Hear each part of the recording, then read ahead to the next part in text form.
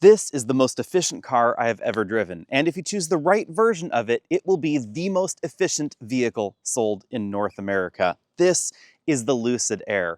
It's 18% more efficient than a Tesla Model S and a whopping 50% more efficient than a Mercedes-Benz EQE or a BMW i5. And that's how, if you choose the right Lucid Air, you can get over 516 miles of all-electric range. This model here is rated for 446 miles of range, and it has 819 horsepower going on under the body. But range and efficiency aren't the only impressive things about the Lucid Air. Let's talk about why you might want one of these over the Model S, the upcoming Volvo ES90, or of course the BMW, Mercedes, and even Porsche competition.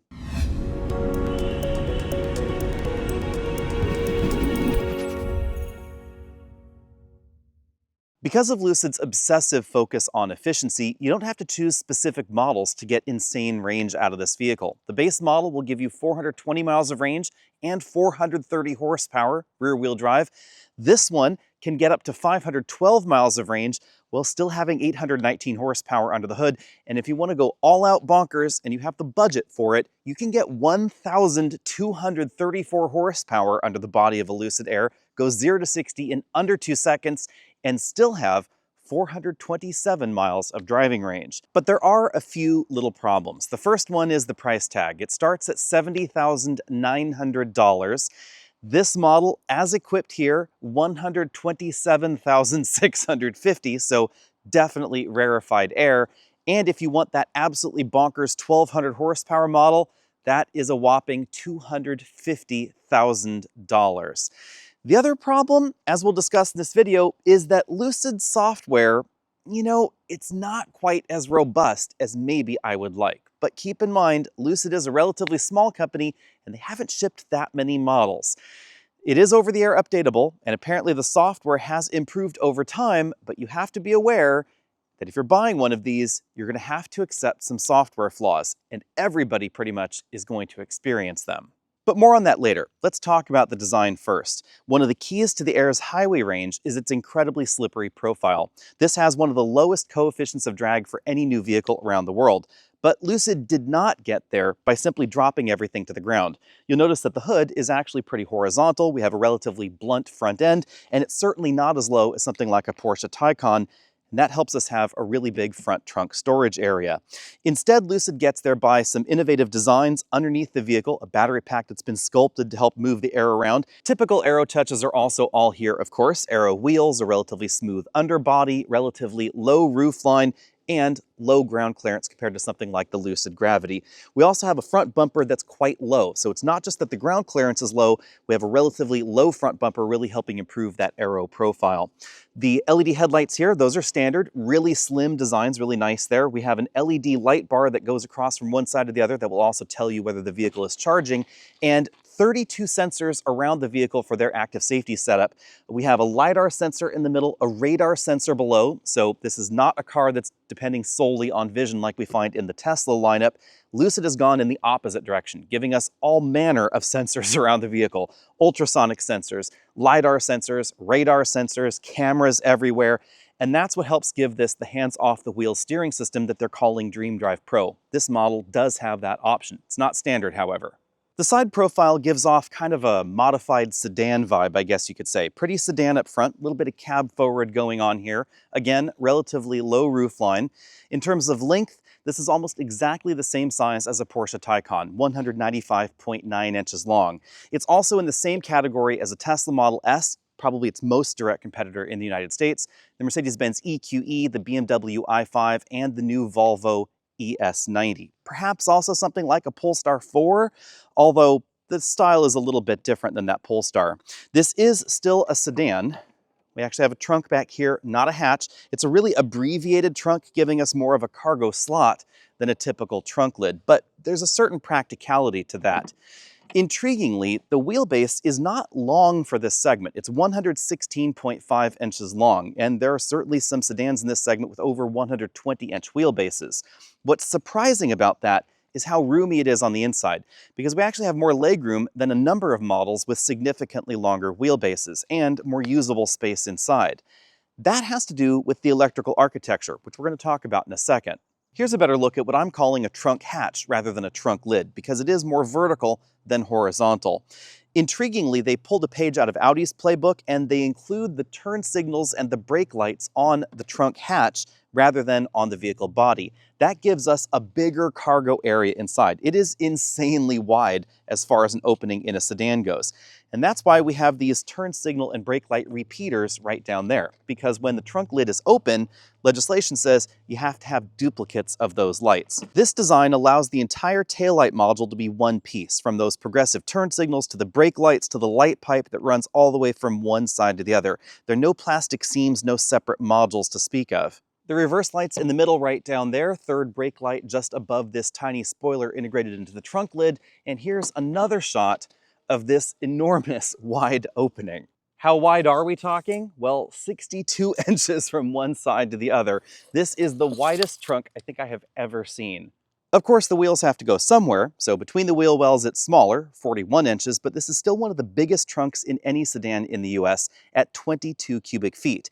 At first glance, it may not look that big, but that's because there's more storage available under the floor. On either side, there's a storage compartment. Over here, we have a small one, 12-volt power outlet there, tow hook if you need to get towed somewhere. On the left side, we have a significantly deeper cargo well. That's for the charge cord. And in the middle, we have an enormous cargo area where you can put your shopping. I was recently at Home Depot there. We also have our vehicle-to-vehicle charge cord, and you can easily fit a 22-inch roller bag inside.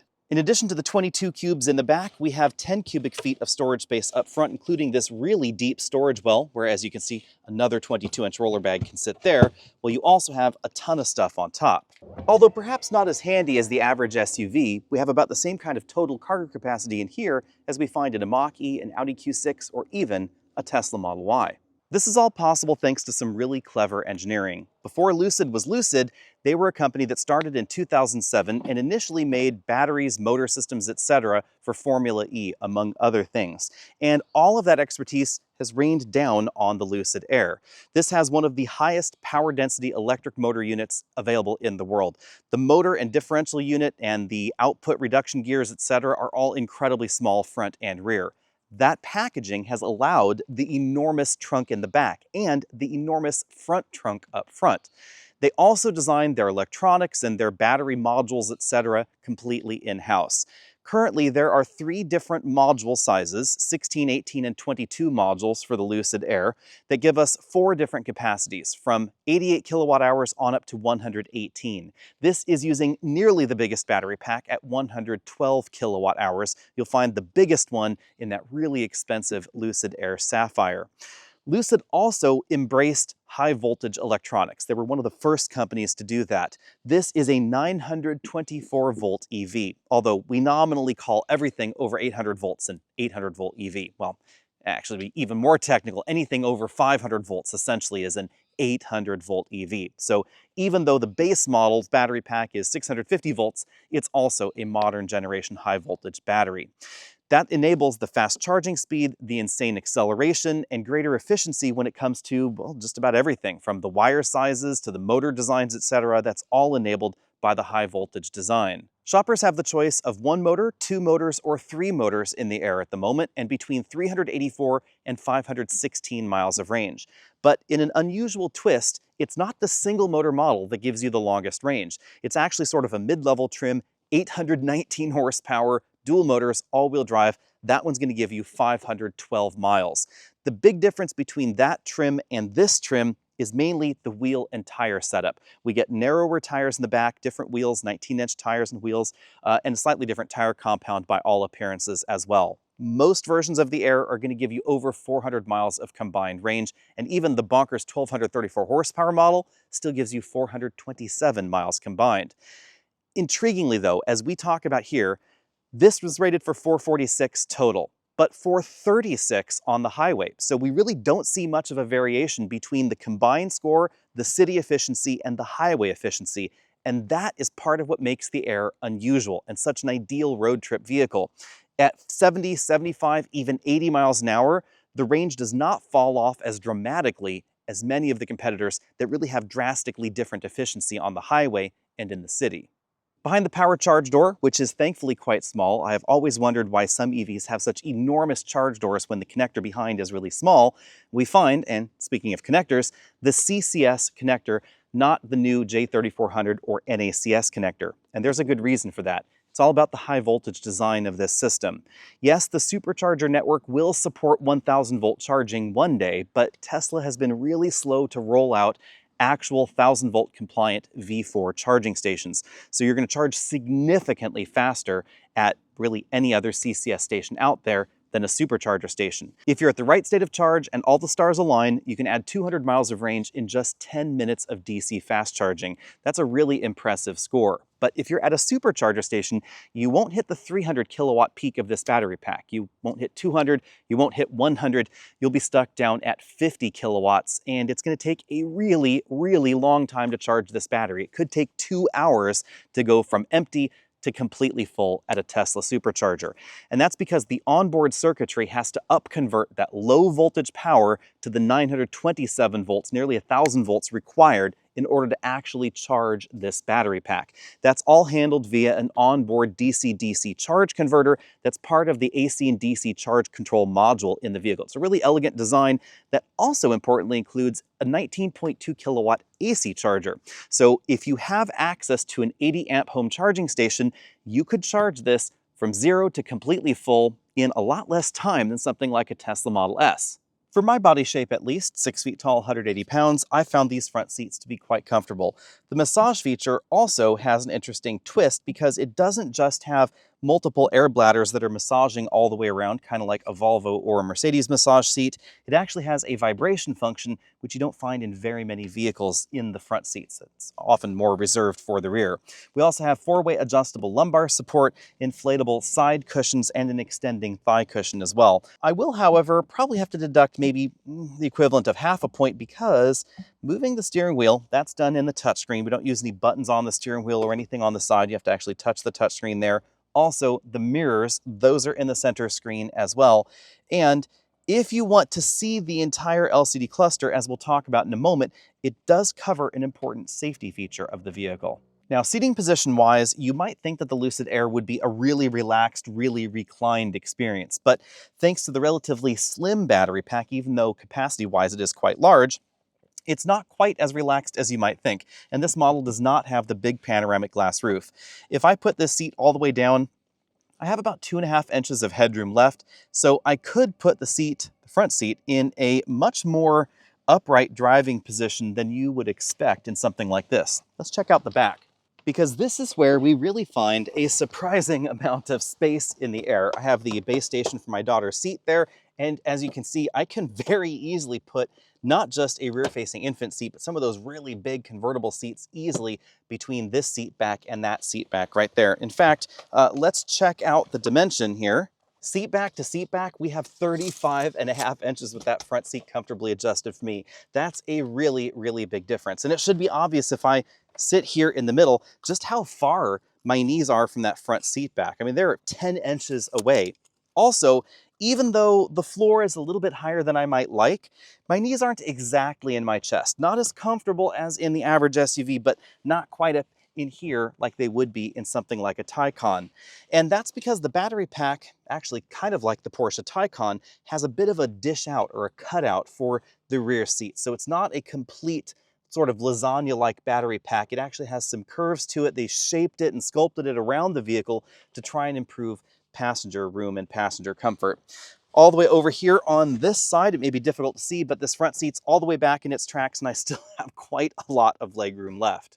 83 inches of combined legroom is definitely fantastic, and according to our measurements, this is significantly better than a Tesla Model S. Headroom is not bad. I have maybe about an inch of clearance left between my head and the ceiling here. Again, we don't have the glass moonroof in this particular model. You will find more headroom in some of the competition, but I think that the room that we find here is actually pretty acceptable.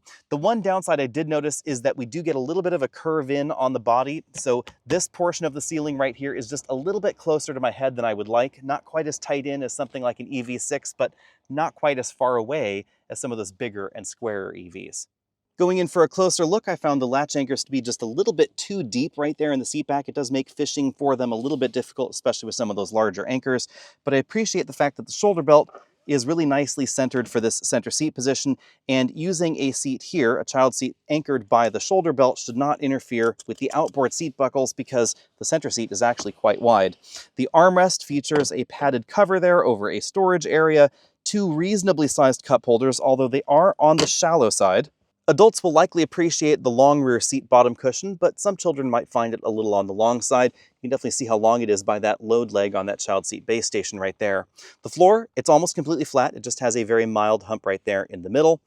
Up here we have air vents, and then we also have some air vents on the door pillars. So 4 air vents total for the rear. We have 4-zone climate control in this model, so you can see those controls right there. We also have controls for the rear sunshade. And interestingly, not just the outboard seats are heated, also the center seat is heated. So that's the button right there for the center seat bottom cushion. The interior in this Air is quite dark, so I apologize if it's difficult to see some of the details. Up here we have relatively slim touch buttons for things like the map lights, the dome light, hazard lights there. Of course, we find rearview mirror over there. The sun visors and the entire headliner are all sort of an Alcantara suede-like fabric. They extend side to side, and they have these little magnetic flip-up covers over the illuminated vanity mirrors. We don't have the full glass roof in this particular model, but if you want a Lucid with a glass roof, you can get that as well.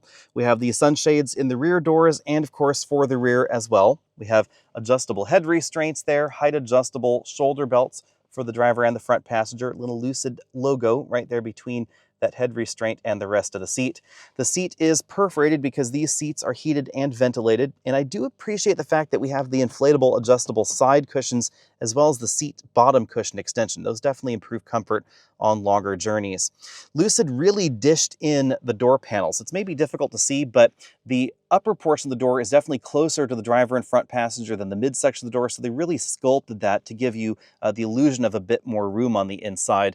And even though this model is very monochromatic, we have a bunch of different materials going on. So we have an imitation leather up top, the imitation suede in the middle, stitched there as you can see. We then have kind of a geotextile sort of fabric there, kind of an interesting one that's very similar to what Volvo has used in some models, and then a lot of wood trim around this door handle. So wood here, as well as right there around that window switch, and then fabric on the inside of that really long but not terribly deep storage area in the door. You might have difficulties putting bottles in there. The feeling of space definitely continues on over to the dashboard, where we have this big instrument cluster array with 3 screens that sort of floats on top of everything. So you can see there's really not a lot going on behind that. You can see the dashboard stitching continuing, the speaker grates, etc. Again, we have a combination of materials here. Imitation suede, imitation leather up there. We have the wood trim running right across the dashboard, and then fabric down below. That definitely dresses things up. Controls for things like the glove compartment, etc. Those are right here on the screen, so not my favorite location. So glove box right there. That opens up sort of a slot-style glove compartment. It is definitely quite deep. I had no problem fitting an 11-inch tablet computer inside. We then have more fabric lining this section and then carpet down below, so basically all soft touch materials in reach of the driver and the front passenger. Moving up here, we find the main infotainment screen. This supports smartphone integration, and I am really happy about that because so many EV startups just decided to not include that feature, Rivian, Tesla, etc. And even General Motors is trying to ditch it in their EVs. And I love the fact that Lucid gives you the choice. If you don't want to use it, you can use the factory navigation system. Of course, we have the complete factory Bluetooth interface. We even have Sirius XM radio, another thing that a lot of startup companies have just not given us in favor of streaming services. We have streaming, of course. You can have Tidal there, etc. We also have Dolby Atmos in this system, so if you want to use that lossless new audio format, you can do that as well. I just appreciate the fact that we get so much choice with this particular system. Now, when you are using Apple CarPlay, you will notice that CarPlay itself is quite small. So this display is kind of very 2000s in terms of its size because of the eccentric shape of the screen, but CarPlay is actually doing the background over here and then behind that area. So it's a really well done implementation. And again, that whole screen sort of floats over the dashboard, kind of like a side view mirror. Below that, we find some physical controls. I also appreciate that. Temperature up, down, fan for both the driver and front passenger, and a volume knob. And then check this out. Air vents that you actually move with your finger. I don't know why that's so hard for some car companies to do. Not only is this less expensive, it's simply better. You can point the air exactly where you want to. I don't understand why I need those screen-controlled air vents in other EVs.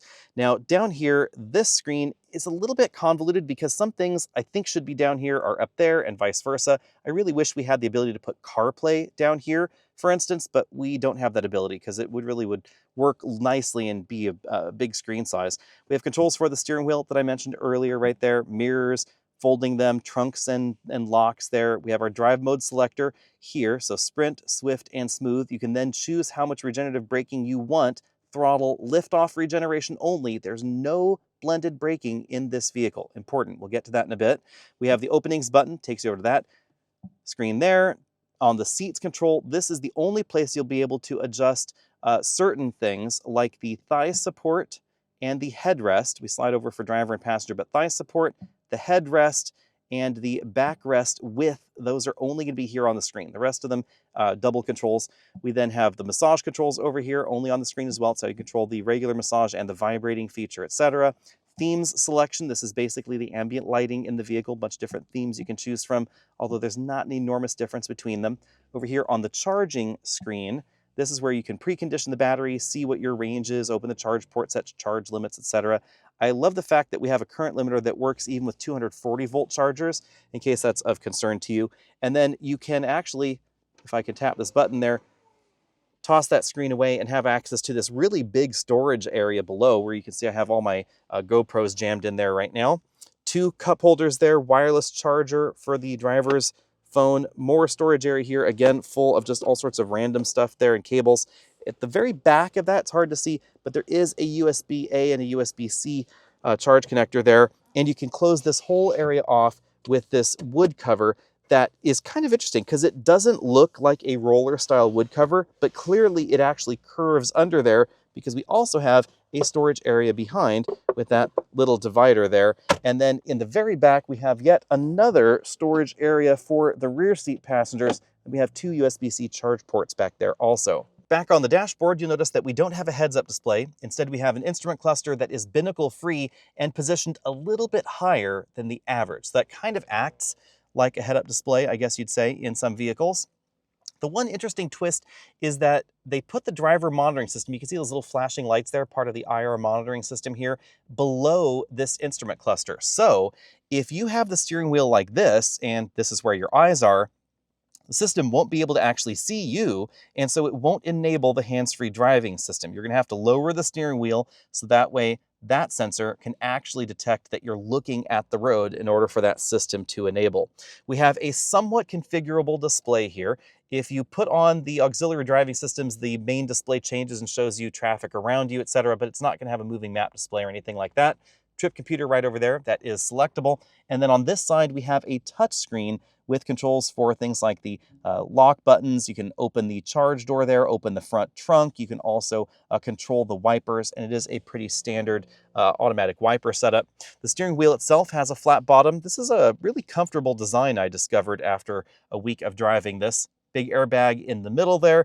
This toggle is for the adaptive cruise control controls, and we do have some cruise control buttons over there. Track forward, backward, volume, toggle right there, and then voice command button there. So they didn't go button free on the steering wheel. They also did not go stock free. So we still have a stock over here for basic windshield wiper functions. Actually squirt the windshield wiper there, you know, high beams, things like that. Pretty typical. And then over here, we have a shifter stock for drive, reverse, and park right there. All right, we need to talk about some of the software quirks because we did notice a decent number during the week that we've had this vehicle. Most notably, the cameras. If we're using the backup camera or the forward camera, the image is actually quite sharp. The camera there is dirty for the rear view, but you can see the forward view camera is really sharp. And I think the 360 camera is really nicely done. I also like the measurements to distance markers, like 16 inches from the curb, 55 inches from the front there, etc. However, the images don't update regularly, so they kind of look glitchy as you're driving along. Also, this is supposed to have an auto park system right there, and it's supposed to parallel park itself. Sort of tied with that is the auto park system. It does work relatively well and quickly. However, the vehicle managed to curb itself. And then over here on the instrument cluster, we got some relatively frequent warnings. For instance, if we put the vehicle in reverse on about half of the occasions, we would get a little warning that would pop up saying that the reverse emergency braking system was not functional and to see the dealer. And then sometimes it wouldn't be there or it would just turn off. The system also has been a little bit glitchy with the phone interface. There were 2 times this week that we actually had to completely reset the system because we could hear callers, whether we were using CarPlay or Bluetooth, but they could not hear us. So that was kind of a weird one there.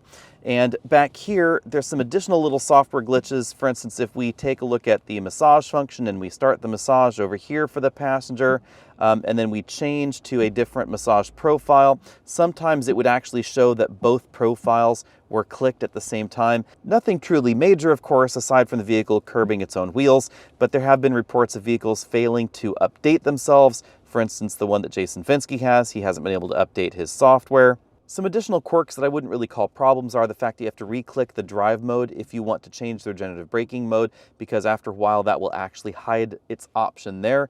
We do have several different ways to get into things like the trunk and the frunk. That's a nice touch. We have the opening screen there on that main menu. We also have that button there where you can open your frunk, of course, right like that.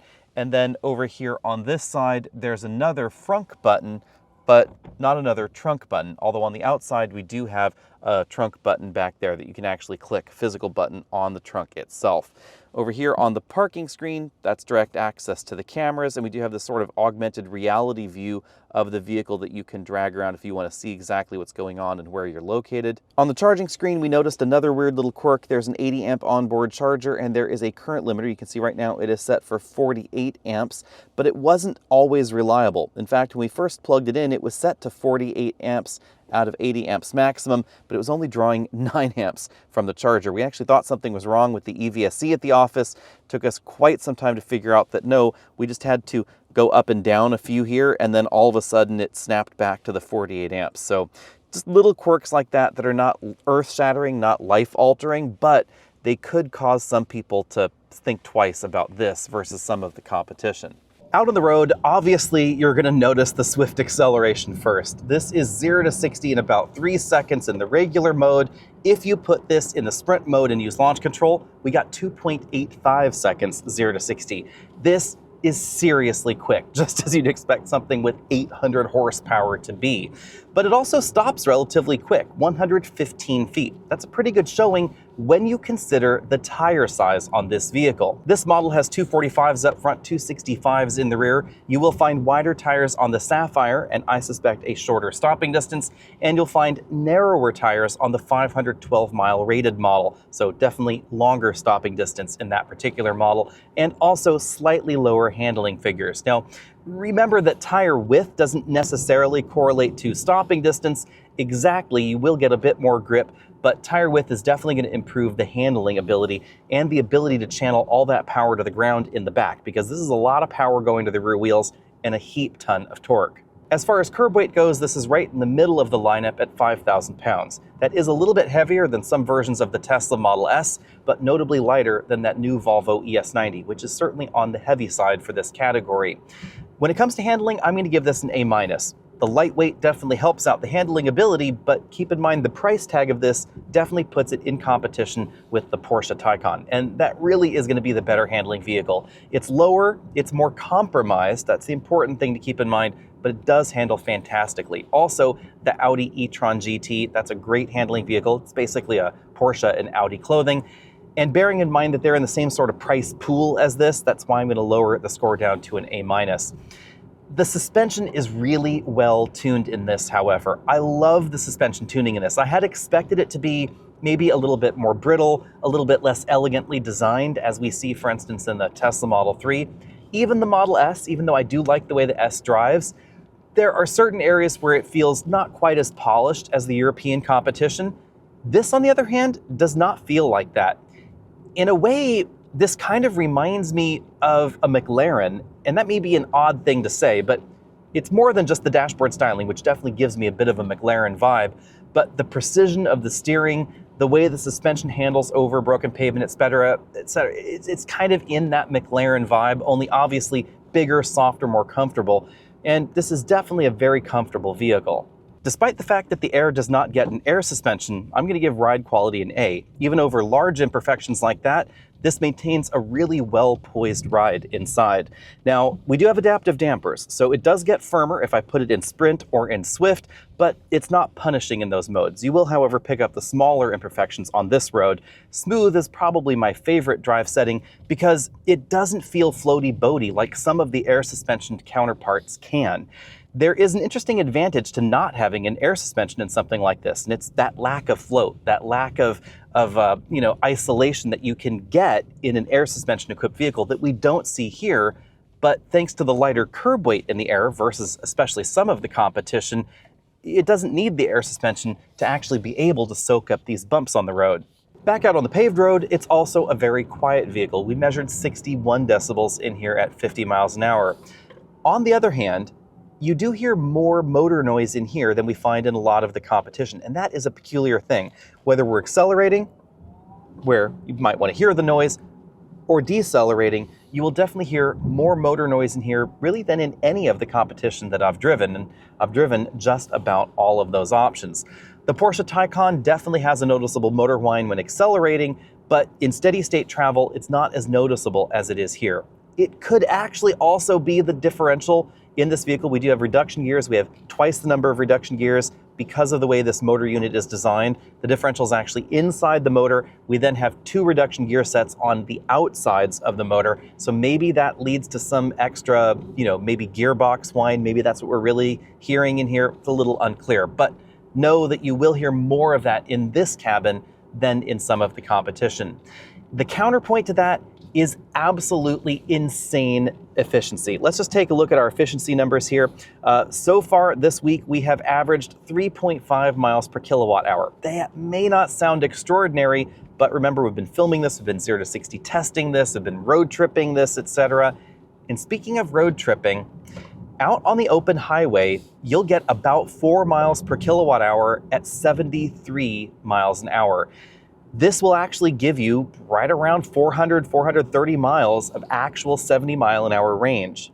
And keep in mind, this is not some low power single motor EV. This is a sharp handling EV that does 0 to 60 in 2.85 seconds. It's all down to the insane dedication to efficiency. To get that efficiency, I'm willing to hear a little bit more of that drivetrain whine in the cabin. On the downside, I do not like the fact that we don't have blended braking here. We only have throttle lift-off regeneration braking on those 2 levels, high and standard. And if I go back over here to high, it's pretty high. It's just a little bit too aggressive. Standard is still relatively high, but it's not going to be as smooth as a blended braking vehicle. And importantly, according to at least the Europeans, it's not going to be quite as efficient as a blended braking vehicle. Here's what blended braking is. It's important that everybody understand this because Tesla does not have blended braking in the traditional sense of the word. I know they have a mode that says that. That's not what we're talking about. Neither does Rivian, neither does Lucid, but pretty much every other EV does. If I put my foot on the brake pedal here, I don't get any more power back into the battery. I get brake pedal and the actual physical brakes on the vehicle. So this is the kind of vehicle where if you want the best efficiency, you should never use the brake pedal. However, in basically all of the competition, you don't get that. You get various different levels of regeneration that's selectable via paddles or buttons or software or whatever. And then when you put your foot on the brake pedal, you get more regeneration and more regeneration and more regeneration until you've hit the limit of regeneration, and then you get physical braking in the vehicle. That's how the Porsche Taycan is able to stuff so much power into its battery. With this, the feel is a little bit different, especially in more emergency braking or moderate braking situations. If I am slowing down like this and then I transition to the physical brakes in the vehicle, right, like I did there, you'll actually notice kind of an unusual feel as the regenerative braking really dials down and then the physical brakes start taking over. In most of the competition, we have a much smoother transition in that kind of situation. Now, if you're a fan of one pedal driving, and I know a lot of you are, then this is going to be absolutely fantastic. But if you're not, if you want something that has a slightly more traditional feel, and again, according to a lot of researchers, is a little bit safer and a little bit more efficient, then you might want to look somewhere else. I am surprised that Lucid, with their dedication to efficiency, doesn't have a sailing mode with more gradual regen so you can really hypermile something like this out, because I could see a decent number of Lucid shoppers really being into hypermiling. If I was to describe the Air in one sentence, here's how it would go. This is the ultimate engineer's vehicle, designed by engineers for engineers. Okay, perhaps that was 2 sentences, but that's the biggest pro and the biggest con of the Air. And here's what I mean by that. The insane focus on efficiency means that this is really the only EV that I can think of that can comfortably drive from the San Francisco Bay Area in California down to Los Angeles, about 350 miles, drive 100 miles around your destination, and then with a 30-minute charge, return home very comfortably. Even if you wanted to drive faster, even if you wanted to take the scenic route, absolutely no problem. Or if you're driving down, visiting family, visiting a hotel, whatever, you could just plug in overnight and then you wouldn't even have to wait to DC charge because you'd be able to get back home and again, have more than 100 miles of range.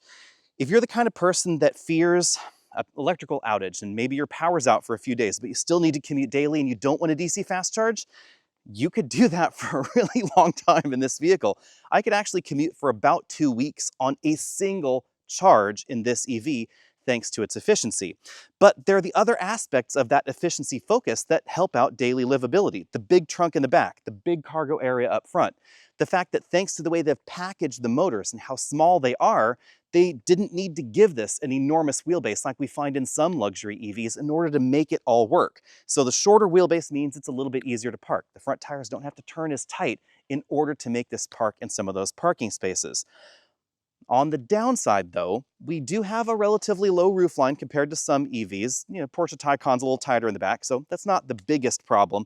For me, the only real problem with this is the software. The software is just not fully baked. We had a lot of problems with the infotainment system, Apple CarPlay not working quite right, especially the Bluetooth phone interface.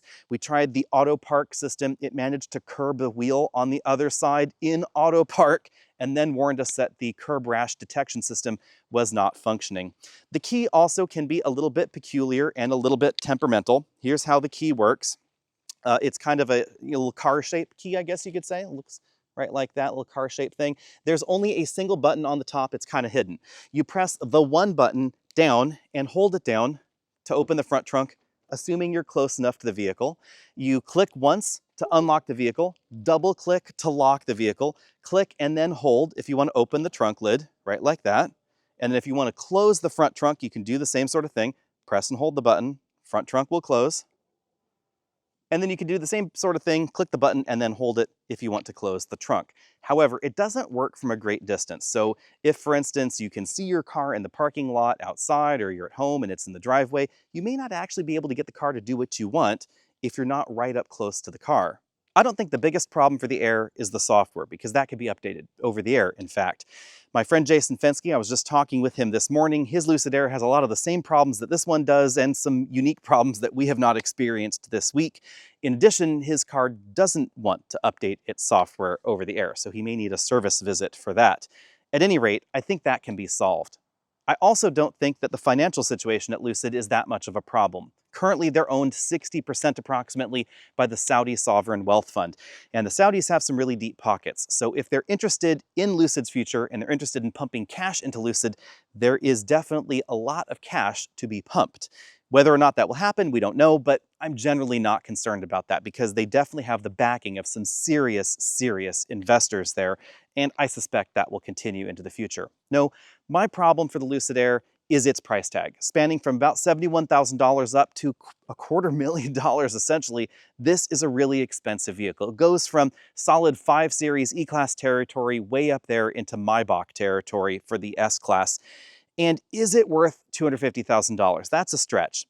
Less of a stretch, but still a stretch, is the mid-level range in the Air.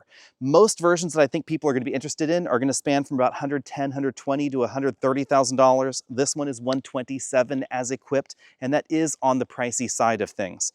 They do lease well, however, so Jason Fensky got his for about $800 a month with nothing down. There's some fantastic lease deals on the relatively low-end trims that is less expensive, for instance, than leasing a Tesla Model S.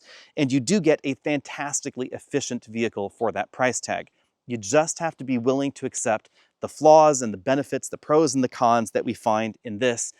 And they are a bit more polarizing in the air than some other vehicles that are on the market. Let me know what you think about all that down there in the comment section below. Are you more interested in something like this or a Volvo ES90? I have to admit, I am intrigued by the upcoming Volvo Almost sedan. It's got a hatch in the back, but it does have seemingly a higher roofline. It has their new 800-volt architecture under there. We got a lot of legroom in the back, really stretched wheelbase, and the Volvo aesthetic on the inside, which, you know, I can kind of see some synergy between Volvo and the Lucid on the interior design.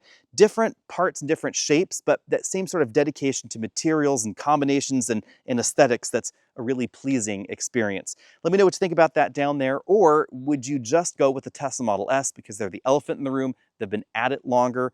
Well, that Model S is getting really, really old. Or would you go for one of the European options, especially something like a BMW i5 that's essentially an electric BMW 5 Series? Let me know, and I'll see all of you later.